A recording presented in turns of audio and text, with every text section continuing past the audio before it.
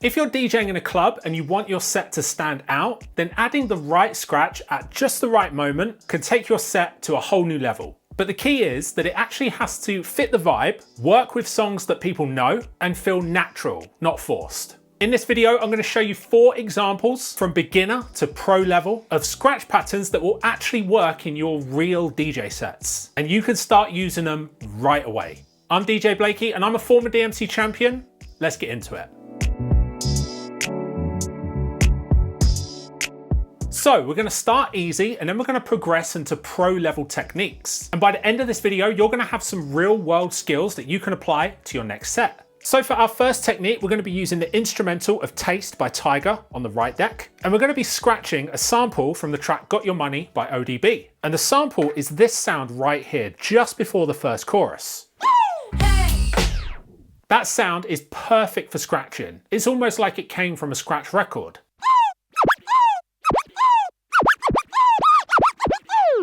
For this beginner technique, we're going to be using 3 of the most basic scratch techniques. We're going to use the baby scratch, the drop scratch, and the forward scratch. So the baby scratch is where you put the crossfader over and you move the jog wheel backwards and forwards rhythmically. The baby scratch does not involve the crossfader at all.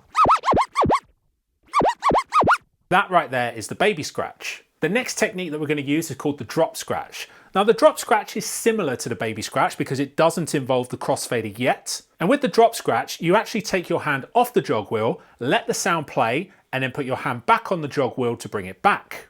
And then we're going to put our hand on the jog wheel here and bring the sound back to the start. Hand here to stop the sound, bring it back, and then again. You can see that my hand is around this position here on the jog wheel just before the sound starts. This is very important because it's going to allow you to have more control over the sample.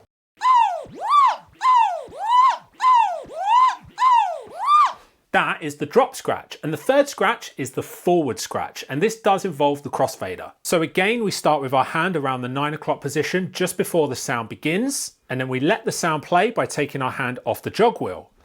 And again, we put our hand here to stop the sound, but this time we close the fader and then we bring the sound back to the beginning. And then what we do is we open the fader and repeat the process.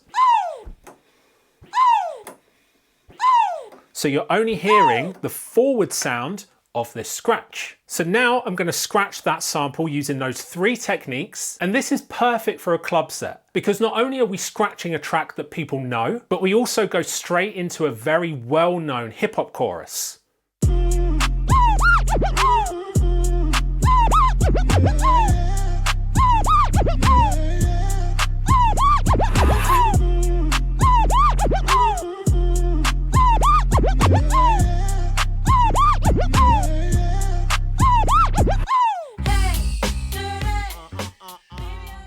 If this lesson is resonating with you and scratching is something that you want to dive into even further, then you should check out my Ultimate Scratching course. It has over 80 lessons and it will teach you everything that you'll ever need to know about scratching and beat juggling. It comes from over 2 decades of experience and it contains all the techniques that I learned that helped me win the DMCs. If you want to check it out, the link is in the description. Okay, for our intermediate example, we're going to be using 2 well-known tracks. On the left deck, I've got Crank That by Soulja Boy. And on the right deck, I've got $1 Million Baby, and I'm going to be using the instrumental version by using Serato stems. Now, at the start of the Soulja Boy track, you've got this really recognizable and very scratchable sample. But it's got a little bit of low end in there, so I'm going to take that out. And that sample is perfect for scratching. Now for this technique, we're going to be using 1 scratch and 1 scratch only, and that is the chirp scratch. Now the chirp scratch actually begins with the fader open, like this. And as usual, we're going to have our hand around the 9 o'clock position right at the beginning of the sound. And to do the chirp scratch, we're going to push the sample forward and then close the fader at the end of the forward push, like this. And then we repeat the process in reverse. So we're going to bring the sound back, but before we get to the beginning of the sound, we're going to open the fader again, like that.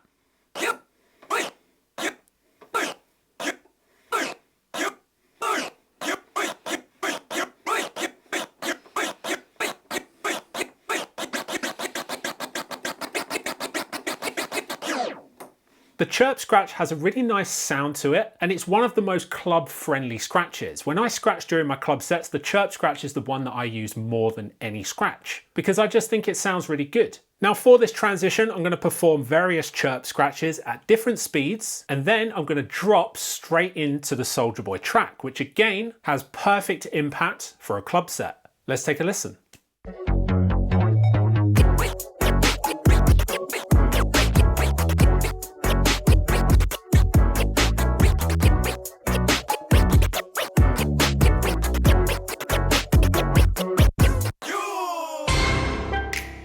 Soulja Boy, Okay, now we're getting into the more advanced scratches, and this transition really takes it up a level. So on the left deck, I've got Fiend.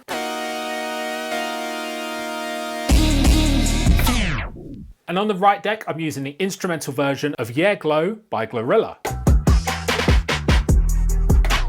Now for this transition, we're going to be using hot cues and a scratch technique called the transformer scratch. And the reason that Fiend is perfect for this is the track actually starts with a synth line that is constant. And the transformer scratch is where you turn the fader on and off quickly and repeatedly to chop up the sound. So on hot cue number 2 here, I've got it set to the beginning of the synth line.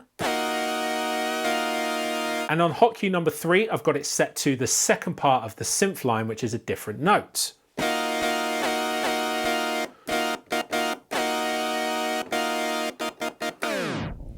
So what is the transformer scratch? Well, for the transformer scratch, you actually start with the fader closed like this, and you keep your thumb resting against the fader, and you use your index finger and middle finger to tap the fader on and off like this. And as you can see, my thumb is acting like a spring to constantly close the fader after I've tapped it to open it. So take a listen to what that sounds like when I trigger the 2 synth notes on hot cues 1 and 3.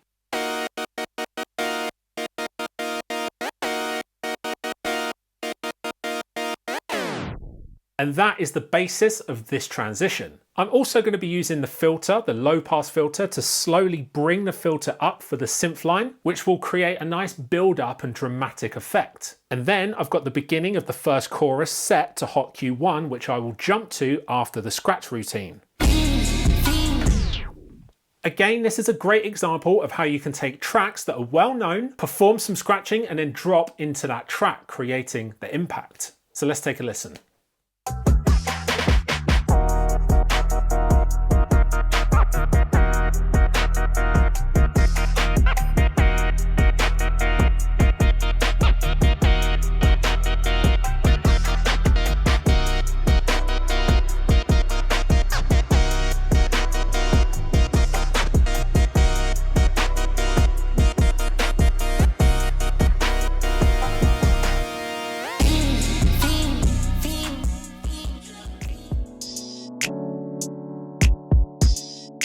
And so for our pro level scratch transition, this one really ramps up the skill level. I'm going to be using Drop It Like It's Hot on the left deck, and I'm going to be scratching over the instrumental of Still Not a Player by Big Pun. Now, I've actually created my own edit of Drop It Like It's Hot for this transition. The reason I've done that is I wanted on the left deck part of the track to be the a cappella and the rest of the track to be the full track.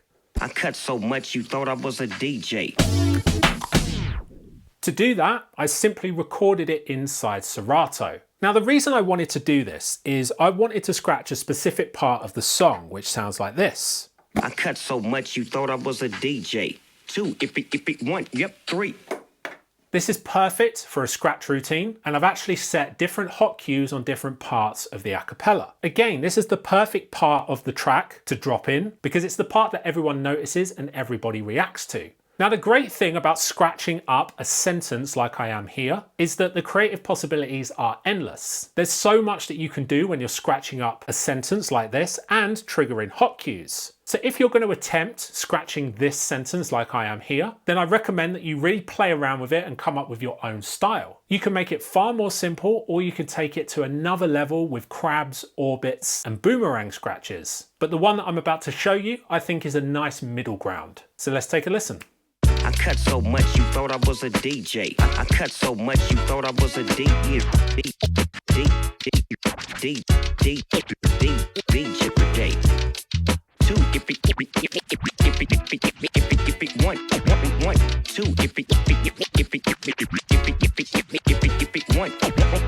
1 yep 1 yep 1 yep.